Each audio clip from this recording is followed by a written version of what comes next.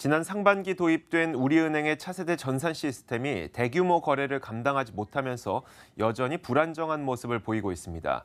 올 2학기 대학 등록금 납부 과정에서도 오류가 발생했던 것으로 확인됐습니다. 조정현 기자의 단독 보도입니다. 우리은행과 등록금 납부 계약을 맺은 일부 대학들은 올 하반기 등록금 수납 과정에서 오류를 겪었습니다. 우리은행이 개설한 가상 계좌로 정상적으로 등록금은 입금됐는데 전산 오류로 입금 정보가 제대로 집계되지 않았습니다.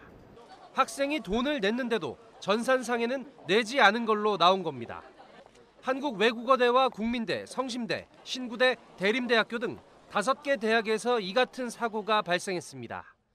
등록금 납부가 제대로 처리되려면 가상계좌의 입금 정보를 처리하는 은행 전산 시스템과 학생 개인정보를 담은 학교 측의 프로그램이 맞아떨어져야 합니다. 은행 전산이 입금 정보를 소화해 학교 측으로 제대로 보내지 못하면 오류가 발생합니다. 우리은행이 지난 5월 차세대 시스템을 도입한 이후 첫 등록금 수납에서 차질을 빚은 겁니다.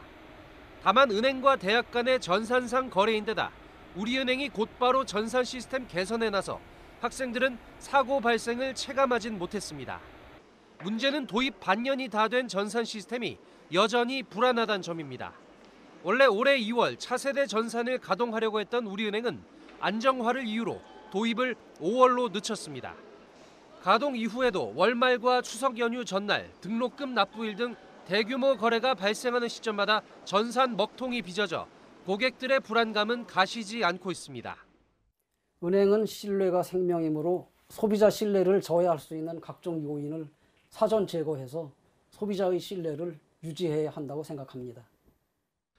지주 전환 등 도약을 위한 대사를 앞두고 있는 우리은행에게 전산 안정화와 고객 신뢰 회복이란 큰 숙제가 남았습니다.